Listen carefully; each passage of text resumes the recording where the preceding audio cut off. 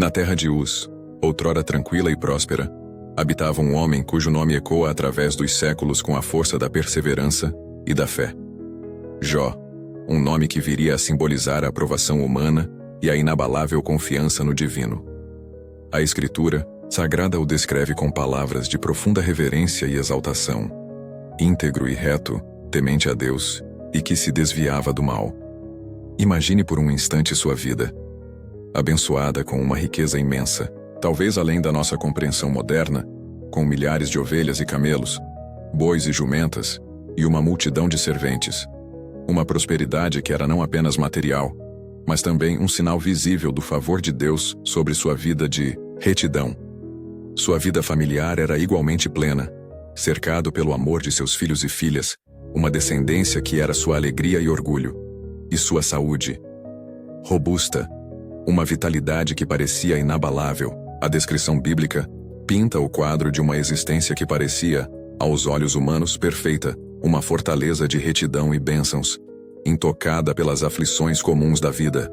Mas esta aparente perfeição, esta muralha de prosperidade e piedade, estava prestes a ser submetida a um teste inimaginável. Uma cena se desenrola nos domínios celestiais, nos corredores da eternidade, onde Satanás, o astuto acusador das almas, se apresenta diante da majestade inquestionável de Deus. Ele observa a vida de Jó, este homem justo e abençoado, e profere uma acusação audaciosa e cheia de malícia.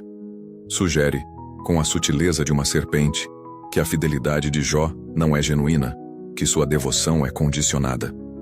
Ele argumenta que Jó serve a Deus apenas porque foi cercado de bênçãos e proteção, que sua devoção é motivada pela segurança e prosperidade que recebe, e não por amor verdadeiro e fé incondicional. Estende a tua mão, desafia Satanás, com um cinismo cortante, e toca em tudo quanto ele tem, para ver se não te amaldiçoa na tua face, se não blasfema contra ti diretamente. A resposta de Deus a este desafio é soberana e assombrosa. Em sua infinita sabedoria e em seus propósitos insondáveis, ele permite que a fé de Jó seja provada de uma maneira terrível e avassaladora. Eis que tudo quanto ele tem está em teu poder, declara o Altíssimo ao adversário, entregando as posses de Jó à mercê da destruição. Mas impõe uma condição clara, um limite inegociável à fúria e ao poder destrutivo de Satanás, uma barreira que ele não podia, sob nenhuma circunstância, ultrapassar. Somente contra ele não estendas a tua mão. Sua vida. Essa era a única linha que Satanás não podia cruzar neste teste permitido por Deus. O palco estava montado para uma provação que iria despir Jó de tudo o que possuía e amava, expondo ao universo a profundidade de sua devoção e a verdadeira natureza de sua relação com o Criador, não baseada em bens ou conforto, mas em uma fé pura e resiliente. E assim, após o desafio lançado nas esferas celestiais, uma sombra se estendeu sobre a vida de Jó. O homem reto e temente a Deus. A permissão divina fora concedida, mas com um limite claro. Sua vida seria preservada, mas o ataque se voltaria contra tudo o mais que ele possuía e amava. Mal o decreto fora estabelecido, uma avalanche de desgraças se desencadeou, quase simultaneamente, como golpes certeiros e impiedosos desferidos um após o outro, sem trégua ou aviso. Relatos de perdas chegavam como vendavais de destruição. Nossos ouvidos mal podiam processar a velocidade e a magnitude do desastre. Rebanhos inteiros dizimados, servos mortos a fio de espada, riquezas acumuladas ao longo de uma vida de trabalho e bênçãos, tudo varrido num piscar de olhos. A prosperidade material de Jó, tão vasta que o distinguia entre os filhos do Oriente, desmoronou em ruínas, como uma fortaleza implodida por uma força invisível e avassaladora. A terra de Uz, que testemunhara sua opulência e generosidade, agora via sua desolação. Mas o golpe mais dilacerante, o que feria a alma em sua essência mais profunda, foi a perda de sua família, aqueles a quem amava mais que a si mesmo, seus filhos e filhas. Reunidos na casa do primogênito para um banquete fraterno, foram atingidos por um vento fortíssimo que fez a estrutura ceder, sepultando todos sob os escombros.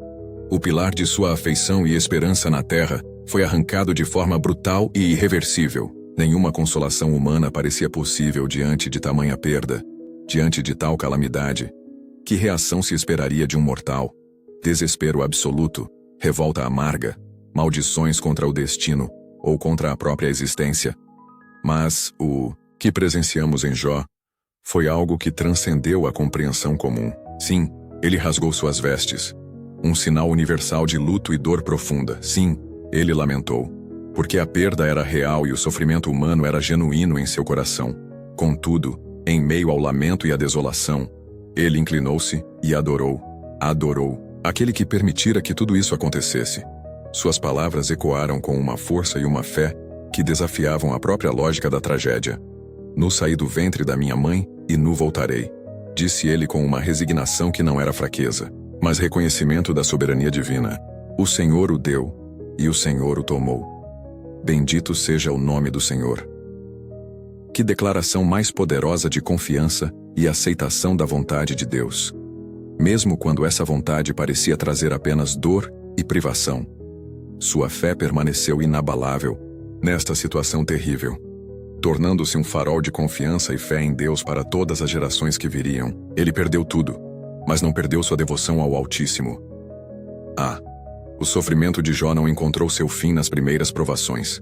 Uma nova e terrível aflição se abateu sobre sua carne mortal.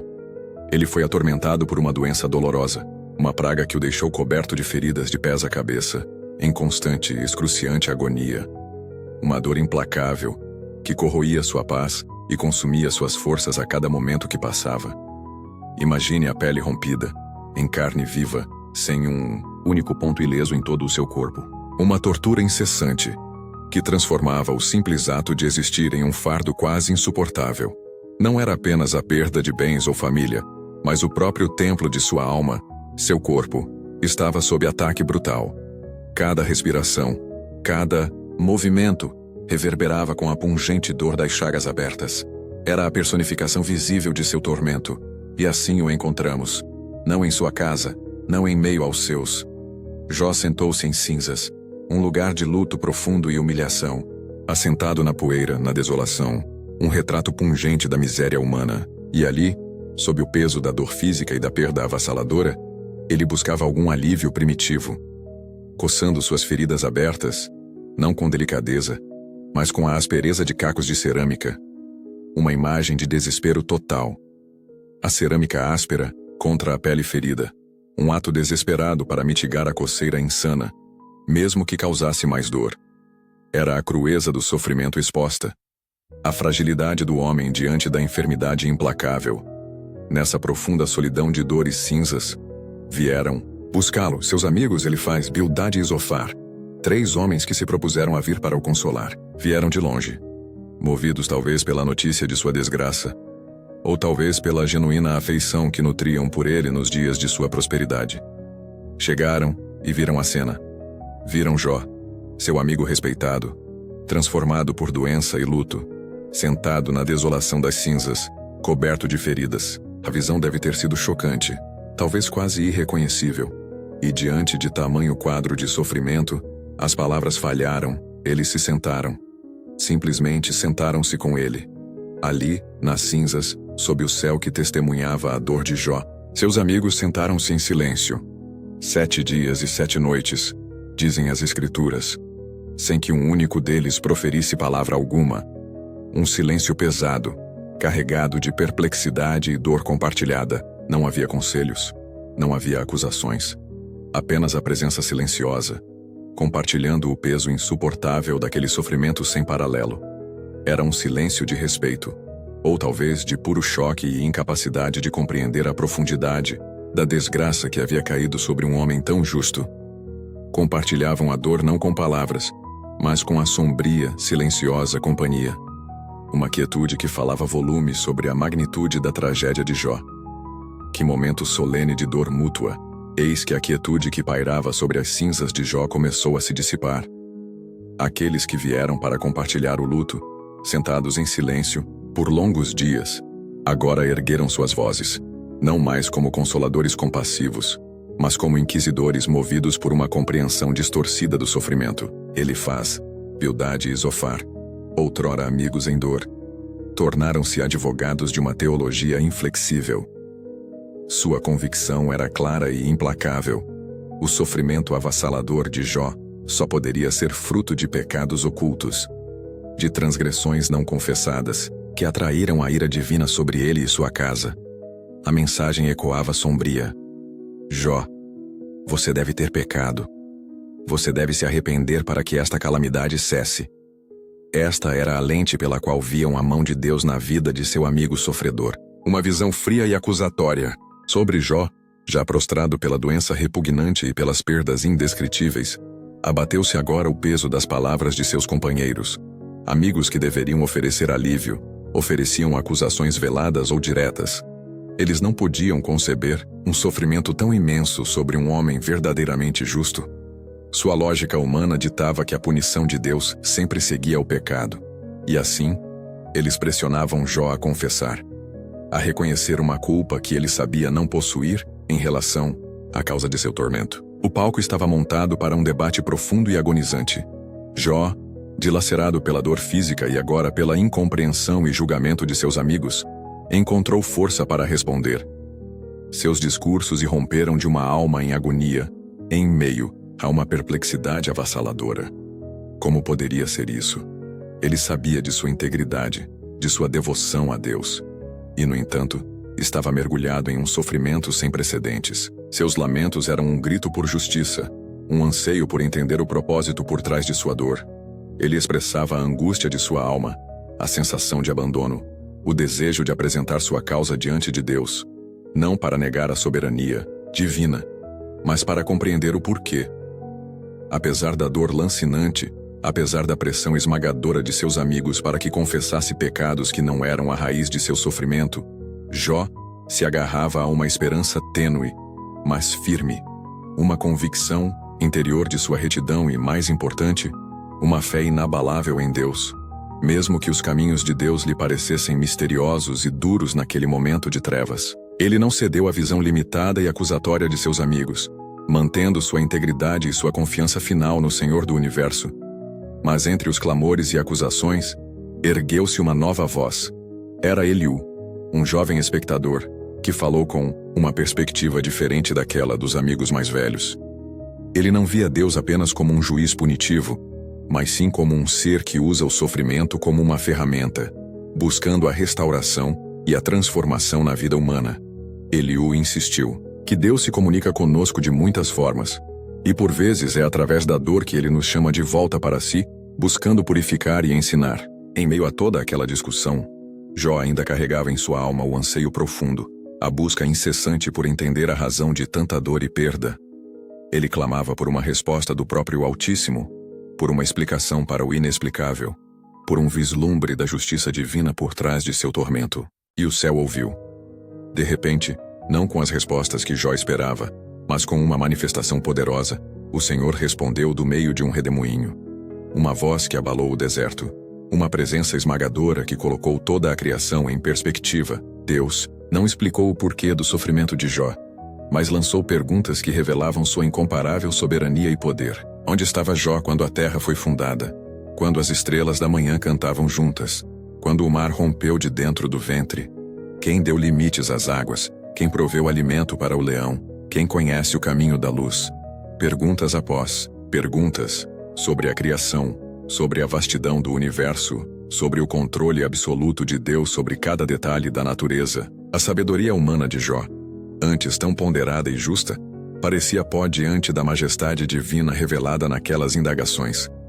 Jó percebeu sua insignificância, sua incapacidade de compreender os vastos e insondáveis caminhos do Criador. Seu coração foi tomado por um senso esmagador de reverência e submissão, reconhecendo que ele nada sabia, nada podia questionar perante a sabedoria infinita de Deus.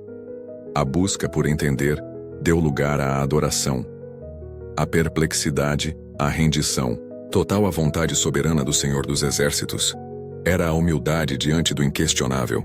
Após este encontro transformador com o Senhor, após a submissão e a compreensão da majestade divina, um ato de graça brotou do coração de Jó. Ele orou por aqueles que o haviam acusado, que julgaram sua dor e sugeriram pecados inexistentes. Sim, por seus amigos, Jó intercedeu diante de Deus. Uma oração que selou a reconciliação e demonstrou a profundidade da fé restaurada. Uma fé que não guardava rancor, mas buscava a bênção para outros, mesmo aqueles que erraram. E então, a mão poderosa do Altíssimo agiu. O Senhor ouviu a súplica de Jó e mudou sua sorte de forma gloriosa e completa. A enfermidade cruel que o cobria de feridas desapareceu. A saúde robusta foi restituída em plenitude.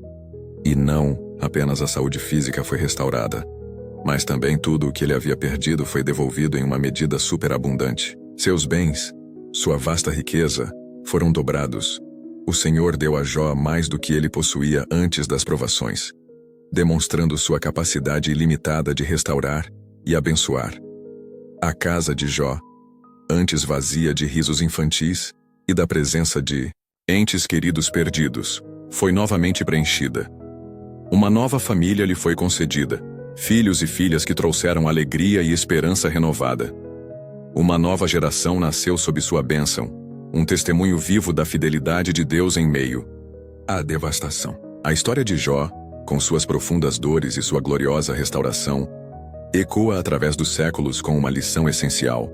Mesmo quando a vida nos atinge com sofrimentos inexplicáveis, mesmo quando a escuridão parece não ter fim, a fé e a perseverança em Deus são nossos refúgios seguros. A confiança inabalável no caráter do Senhor, mesmo quando não compreendemos seus caminhos, é o que nos sustenta. Jó nos ensina que a fidelidade durante a adversidade não é vã, que Deus é capaz de transformar nossa tristeza em uma alegria ainda maior. E assim, Jó, o homem que suportou o insuportável com fé, viveu uma vida longa e extraordinariamente abençoada. O texto sagrado registra que ele alcançou 140 anos de idade, um período vasto que lhe permitiu testemunhar o crescimento de até 4 gerações de sua descendência. Ele viu seus netos e bisnetos prosperarem, viveu plenamente, desfrutando das bênçãos de Deus até o fim de seus dias, partindo em idade avançada, um exemplo eterno de paciência, fé e a recompensa divina para aqueles que confiam nele inabalavelmente. A lição é clara: a fidelidade a Deus, mesmo na dor mais profunda, nunca é em vão. O Senhor honra aqueles que o honram, e assim chegamos ao final de mais uma jornada pelas Sagradas Escrituras. Para aqueles que sentem o chamado a mergulhar ainda mais profundamente nas palavras de fé e sabedoria, deixamos na descrição algumas indicações de Bíblias e materiais de estudo que podem enriquecer vossa caminhada espiritual e auxiliar na contínua descoberta dos ensinamentos divinos. Se esta mensagem tocou seu coração e iluminou seu entendimento, pedimos que deixe sua curtida, seu comentário e, acima de tudo, que se inscreva para apoiar o nosso projeto de levar a palavra adiante. Que a paz do Senhor esteja contigo e que Deus abençoe ricamente a sua vida.